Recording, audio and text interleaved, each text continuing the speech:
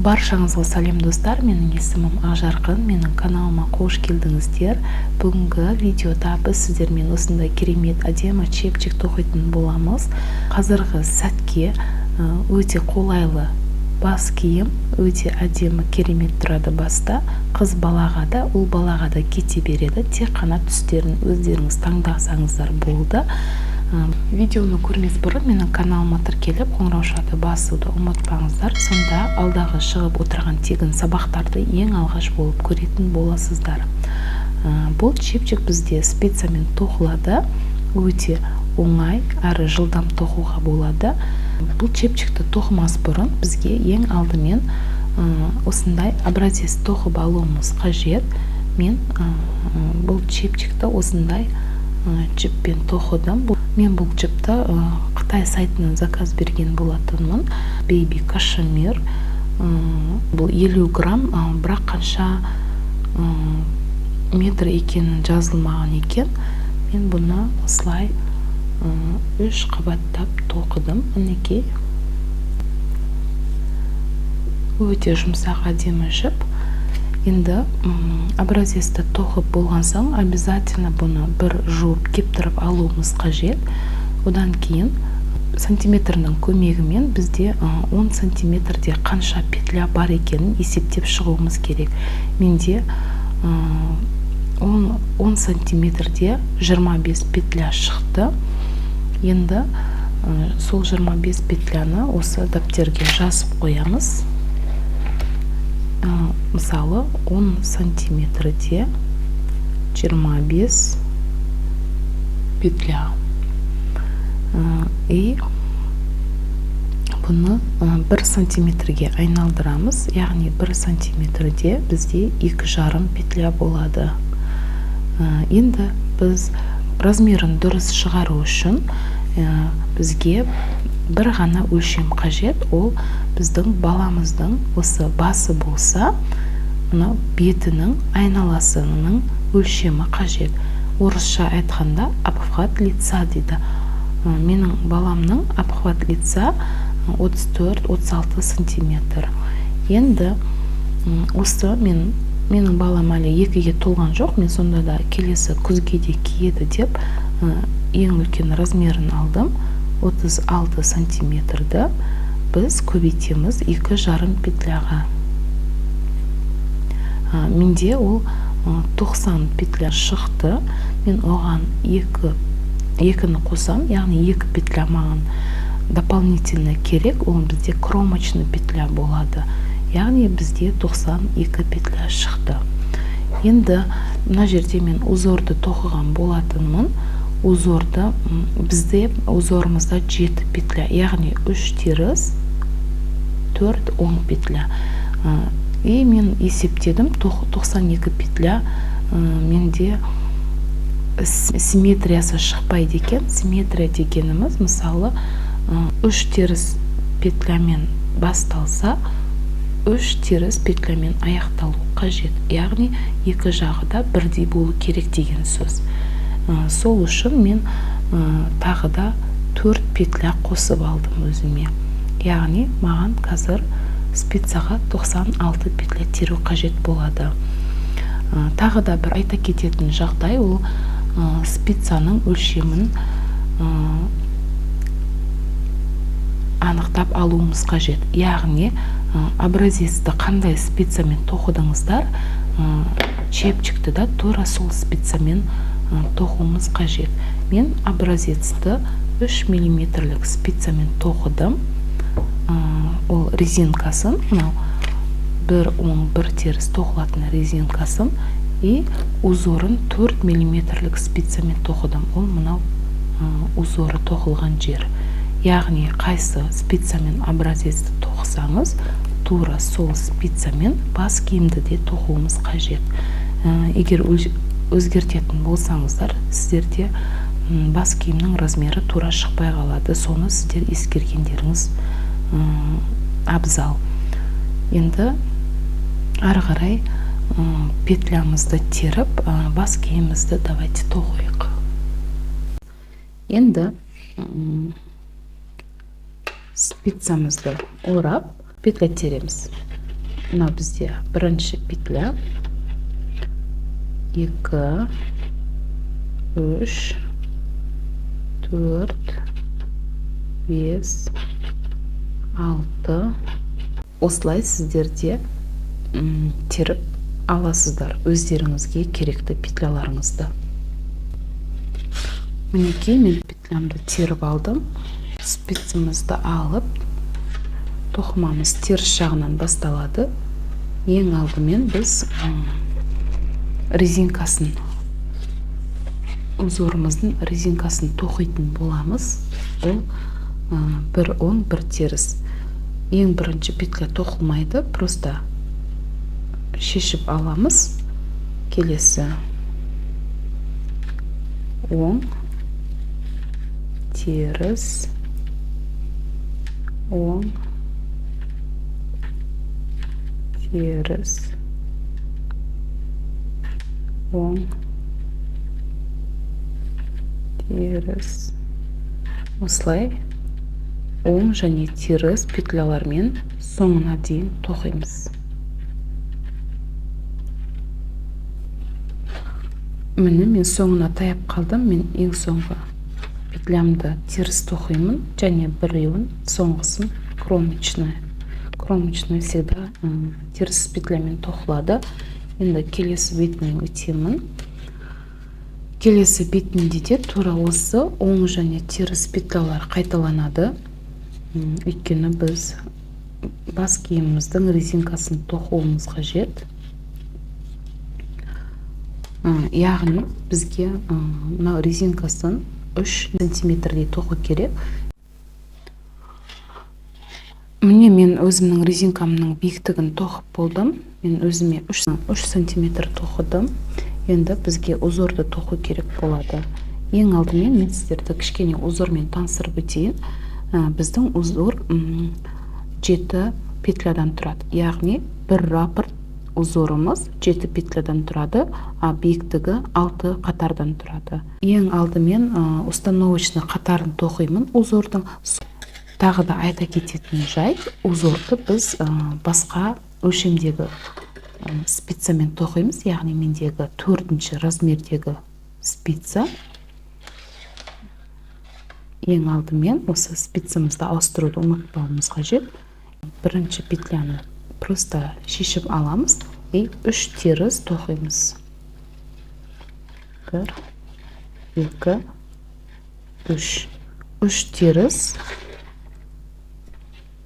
и 4 оң. 1, 2, 3, 4. Енді тағы да 3 теріс и 4 оң. Тағы да 3 теріс, 1, 2, 3, 4 оң. 3 теріс, 2, 3 и 4 оң. 1, 2, 3, 4. Осылай аяғына дейін тоқып, мінекей мен установочный қатарын тоқыдым. Бұл біздің узордың бірінші қатары. Енді екінші қатарына өтемін. Узордың екінші қатары тура осылай тоқылады, бірақ тек қана 3 оң, 4 теріс болады. Бұл жерде оңды оң, терісті теріс тоқимыз. Ешқандай өзгеріссіз. 3 оң, 2, 3, 4 теріс, 3 оң и 4 теріс. Осылай қатарымыздың соңына дейін тоқып шығамыз. Енді узорымыздың 3-ші қатарына келдік. Узордың 3-ші қатарында кромочныйды шешіп аламыз. 3 теріс тоқимыз. 1, 2, 3. Енді келесі осы 4 петляда кішкене изменение болады. Бірінші петлясын тоқимыз, екеуін тоқымай тек қана іліп аламыз. Жіп спицаның арт жағында. И 4-шісін тоқимыз. Тағы да көрсетейін. 3 петляны тоқимыз. бірінші оң петлямызды тоқимыз, келесі екеуін тек қана шешіп аламыз и петляның арт жағында төртіншісін оң тоқимыз. Осылай қатарымыздың соңына дейін тоқып шығатын боламыз. Өте оңай узор. Узорымыздың төртінші қатары, яғни бұл теріс жағы. Бұл жақты да мұқият қараңыздар. Кромочныйды шешіп аламыз. 3 оң тоқимыз. И мына жерде 4 теріс, оның біріншісін тоқимыз, екеуін шешіп аламыз. Жібіміз спицаның алды жағында. И ең соңғы 4-ші петлямызды теріс тоқимыз. Одан кейін тағы да 3 оң, 1 теріс, екеуін шешіп аламыз. Жіп спицаның алдыңғы жағында 4-шісін теріс тоқимыз. Тағы да 3 оң, 1 теріс, екеуін шешіп аламыз.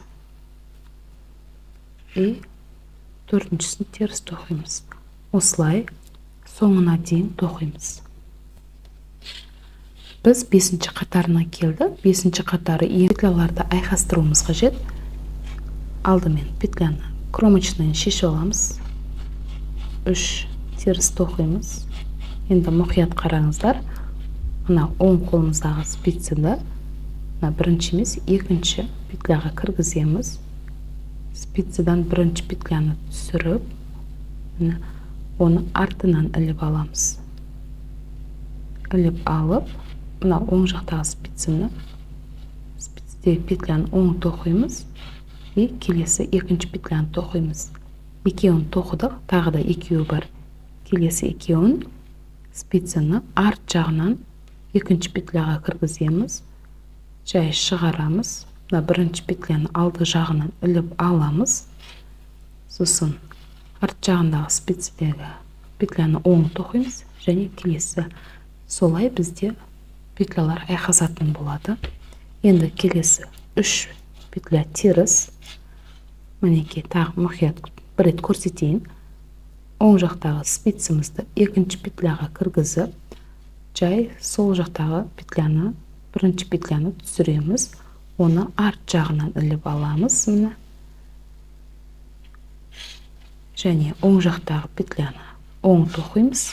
Келесі екіншісінде оң тоқимыз. Енді келесі екеуін арт жағынан кіргізіп, екінші петляны аламыз. Спицамызды жай шығарып, бірінші петляны алды жағынан іліп алып, екеуін де оң тоқимыз. Мінекей, осылай бізде петлялар айқасып, әдемі узор шығады. Кейін 3 теріс және қалған петлялардың бәрін тура осылай жасайтын боламыз. 5-ші қатар бітті. Енді 6-ші қатарға келдік біз. 6-ші қатар бізде ең соңғы қатар. Яғни бізде узор 6 қатардан тұрады. 6-ші қатар теріс жағы, ең соңғы қатар. Бұны біз тек қана оңды оң, терісті теріс тоқып шығамыз соңына дейін.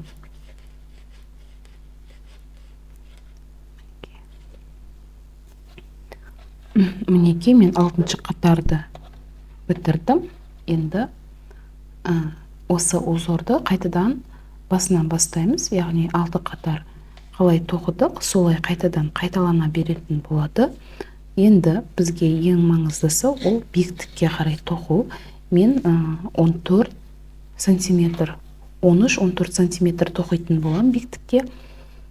Мінекей мен уже өзіме керекті биіктікке тоқыдым. Енді бұл 14 сантиметр. Енді біз бұны біз енді айналдыра тоқуымыз керек. Айналдыра тоқу үшін узор бойынша бір қатар тоқып шығамыз оң жағынан.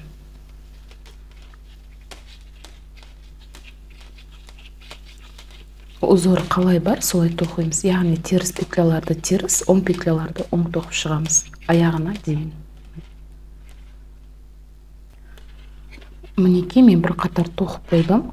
Енді біз бұны осылай екіге осылай бөліп қоямыз да, осы жақтан ортасынан екінші лескамызды тартатын боламыз. Яғни ұзын бір жақты лескамызды тартатын боламыз.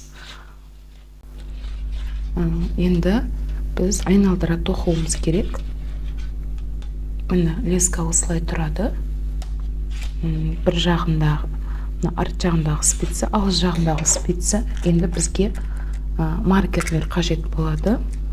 Ең алдымен бізге қатарымыздың бастапқы бөлігін белгілеп қоюымыз керек.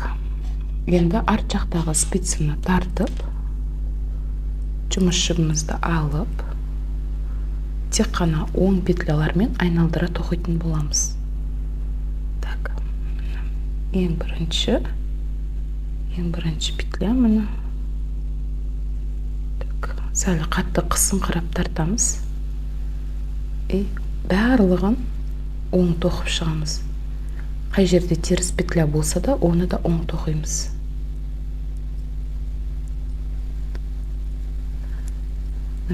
Бір қатар оң тоқып шығамыз.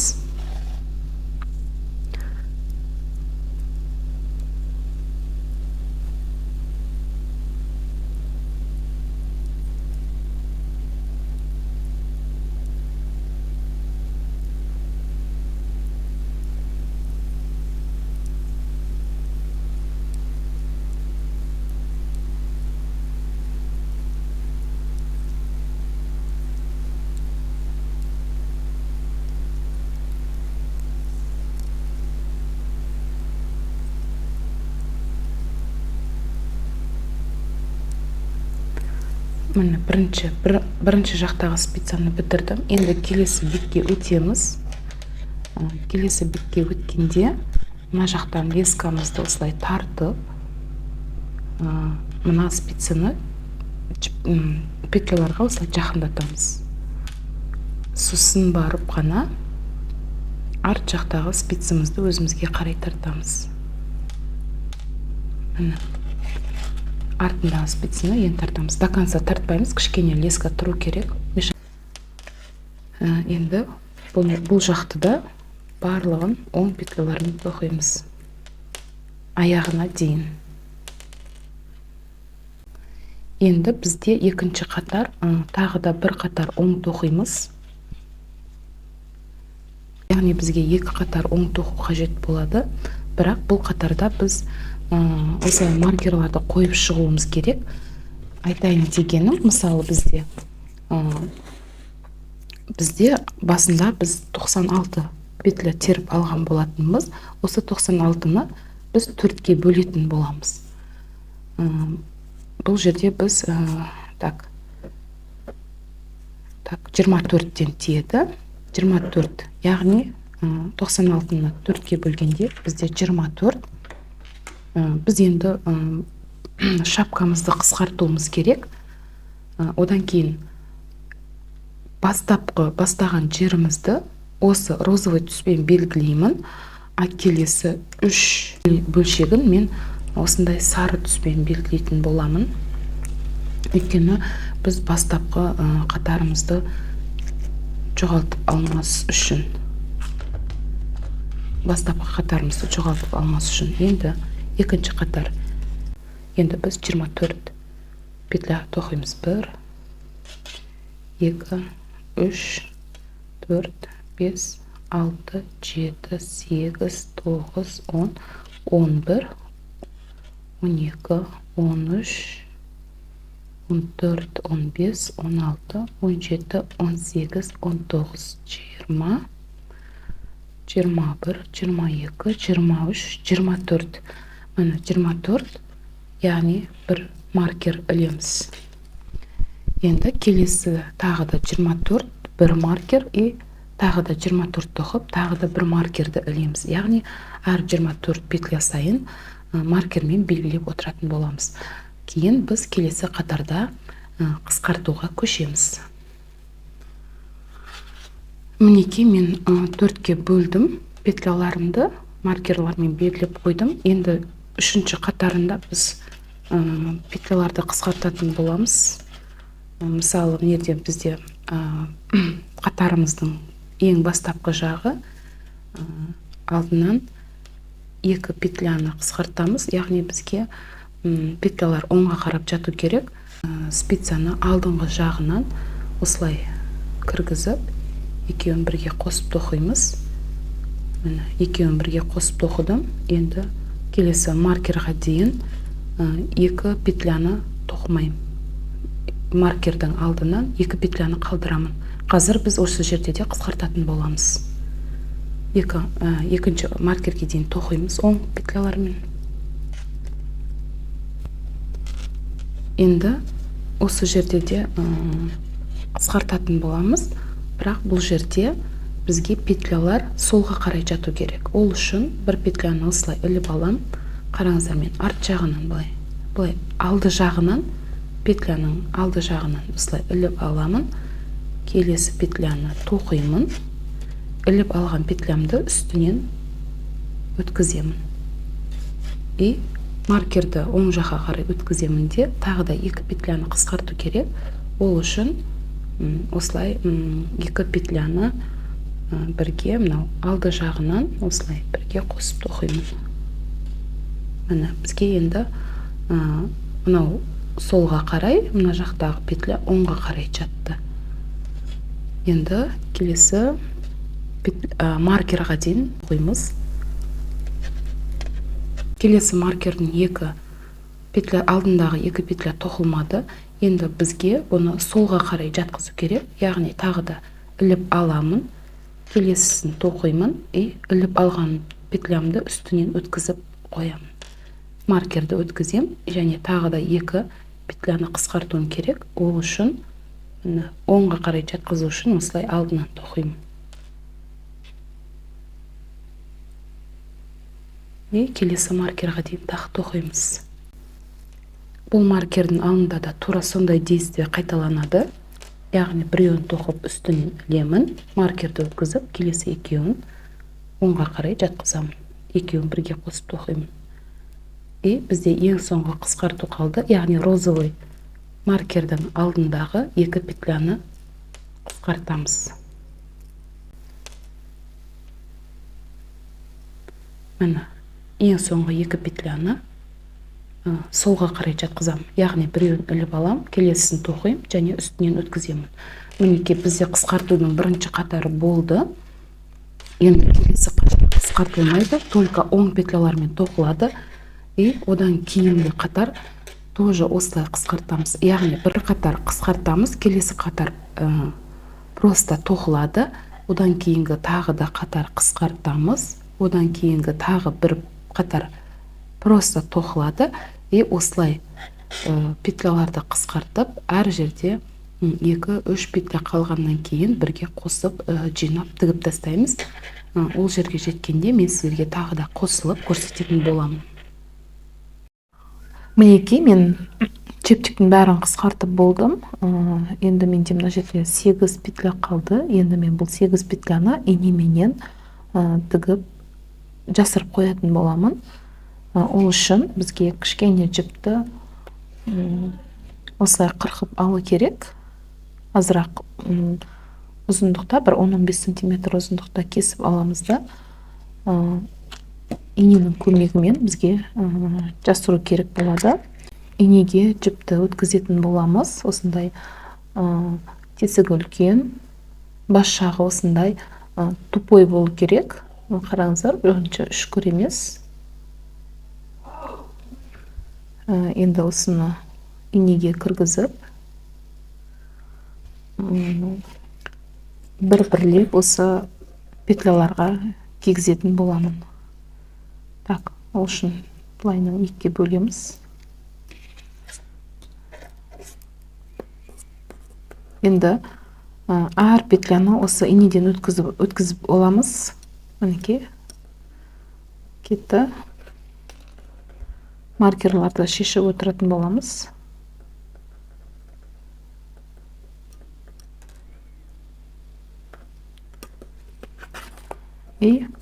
Келесі бетінде солай жасаймыз.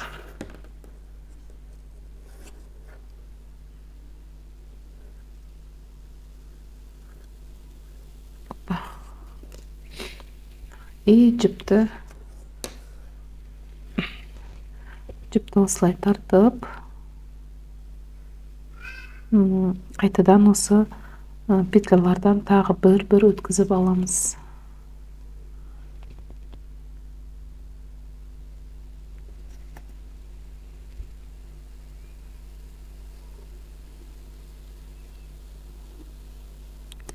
Екі-үш қайтара өтіп болғаннан кейін жібімізді теріс жағына өткіземіз.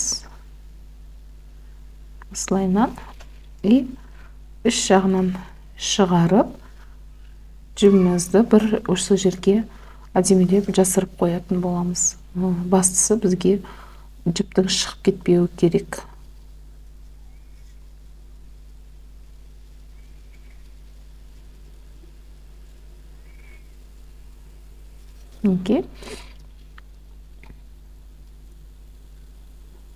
Әдемелеп жасырсаңыздар болады. Алда өздеріңізге кедергі болмас үшін. Ол үшін мен жіпті осылай екіге бөлемін. Осылай тағы бір жіптен өткізіп, жақсылап бір екі-үш қайтара байлап қоямын.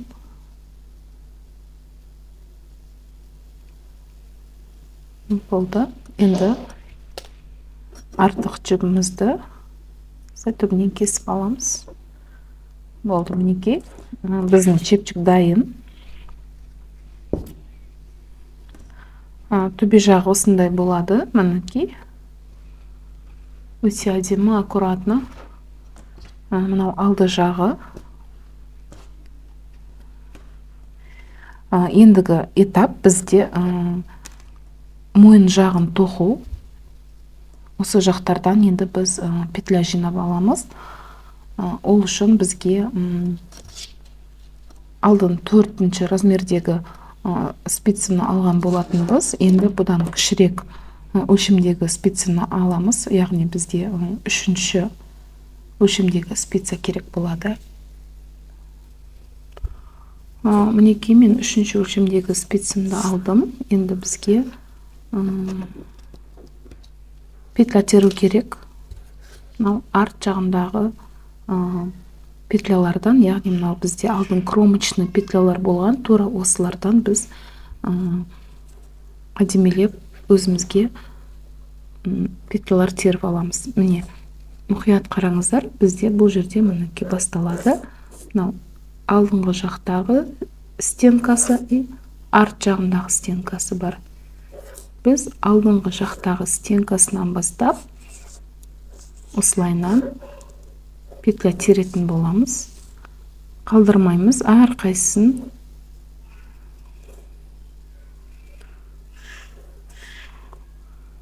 бір-бірден теріп шығамыз.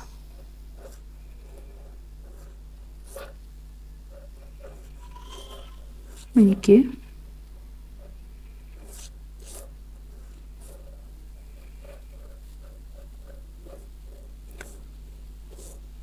Әрқайсысынан теріп шығатын боламыз. Осылай бір-бір петлядан теріп шығамыз.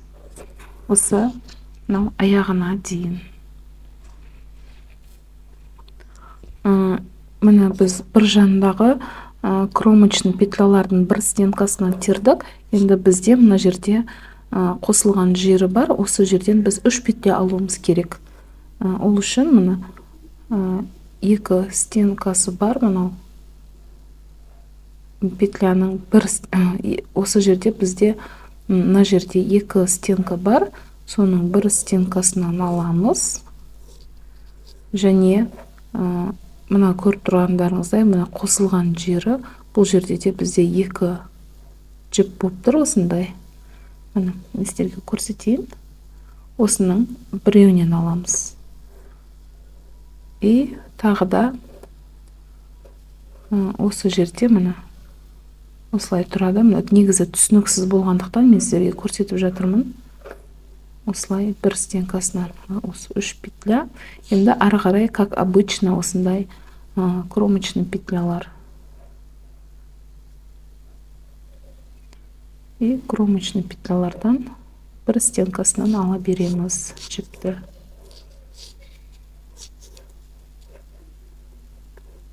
Ой. Мінекей, осылай до конца аламыз. Мінекей, мен барлық петляларды теріп болдым. Енді біз чепчикті теріс қаратамыз. Одан кейін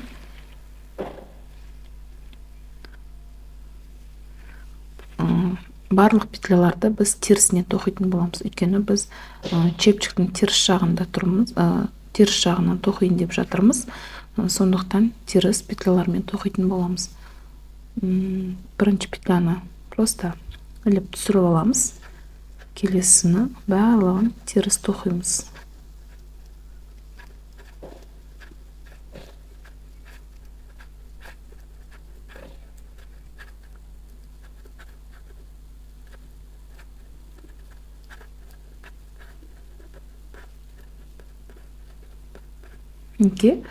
Осылай аяғына дейін тоқып шығамыз. Енді соңына дейін тоқып болдым. Келесі оң жағына қаратамыз. Оң жағында тоже барлық петляларды оң петлялармен тоқимыз. Яғни бірінші петляны іліп аламыз. Келесі петляларды тек оң петлямен тоқимыз.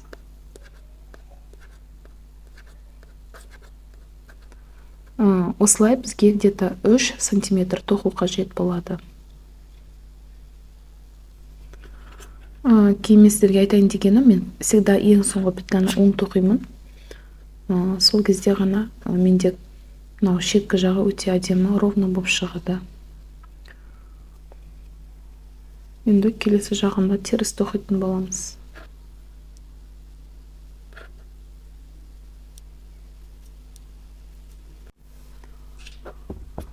Мұны мен бір жағын тоқып болдым. Менде спица 3 миллиметрлік. Так.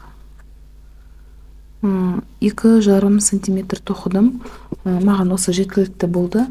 Енді біз екінші жағында тоқуымыз керек. Екінші жағынан да петля алуымыз керек. Өйткені біз мынау шеткі жағын әдемілеп жасыруымыз керек, әдемі көріну үшін. Ішкі жағынан да, сыртқы жағынан да әдемі көріну керек бізге.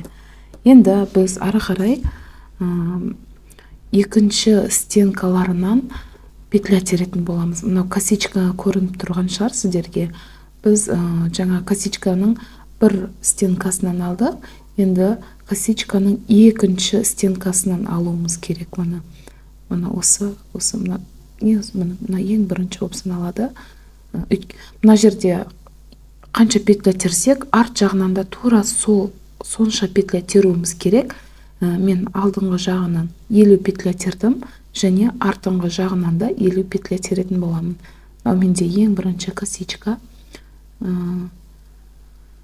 Косичкамызды термес бұрын, мынау жібімізді біраз кесіп аламыз. Өйткені бізге петля теру керек болады. Мен біраз осылай қырқып аламын.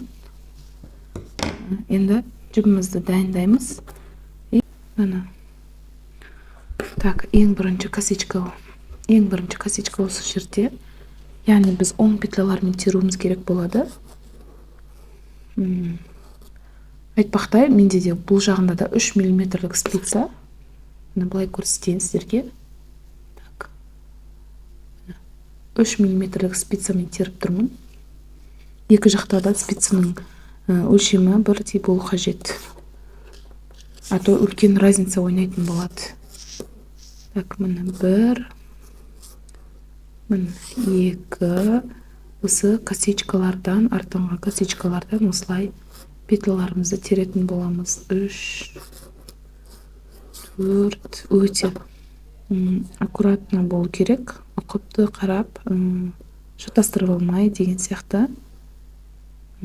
Осымен 3, неге осылай аяғына дейін петляларымызды теріп алатын боламыз. Неге мен өзіме керекті петлямды теріп алдым. Яғни арғы жағында 50 болса, бергі жағында да 50 петля. Енді біз тоқымымызды теріс жағынан бастайтын боламыз, яғни барлығын теріс петлялармен тоқып шығамыз. Қазір 1 минут. Енді біз екінші жағынан петляларды теріп болған соң бір қатар оң тоқып шығамыз. Одан кейін осы теріс жағына келдік.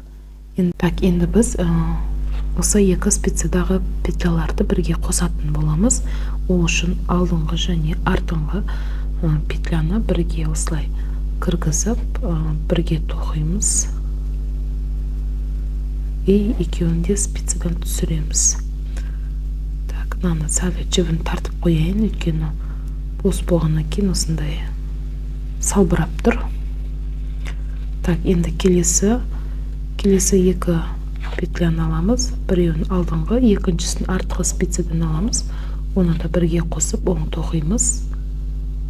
Спицадан түсіріп, мына енді оң жақтағы петляда екеу ғой, соның артқы петлясын алдыңғысынан өткізіп тастаймыз. Яғни біз енді бұл жерде петляларды жабатын боламыз.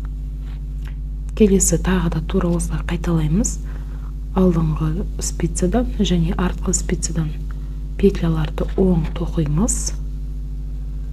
Оң жақтағы спицада екеу, екеуін бірге осылай іліп аламыз үстінен. Келесі тағы да тура солай алдыңғы және артқы петляны бірге қосып тоқимыз. Оң тоқимыз. Әрдайым оң тоқып отыратын боламыз. Және артқы петляны алдыңғы петлядан іліп шығарамыз. Осылай петляларымызды жауып отыратын боламыз.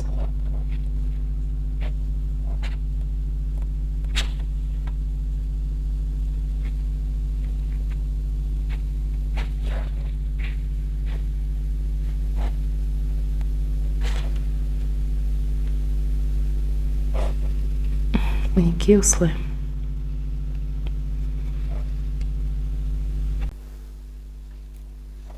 Мінекей осылай жабылатын болады.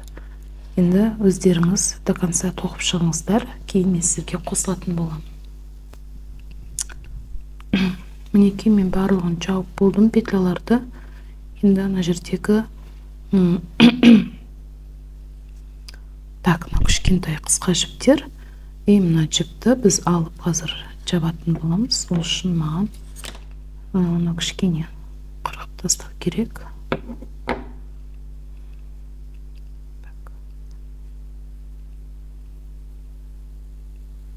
Мінекей үш жағы осылай тұрады. Осындай косичка. Мына жіптердің бәрін кейін жасыратын боламыз. Сырт жағында осылай тұрады.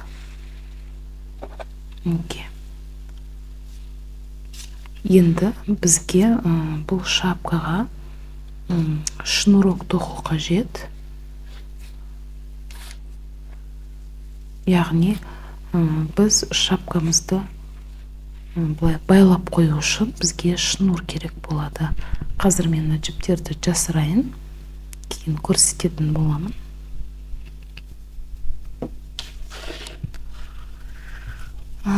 Міне мен бәрін жасырып қойдым жіптердің. Бізде осындай шапка шықты. Бұл әлі жуылып, әдемі болып өз орнына түседі. Енді біздің шапкамыз дайын. Шапкамызға енді шнур тоқу қажет. Ол үшін менің келесі сабағымда көріңіздер. Келесі кездескенше сау болыңыздар.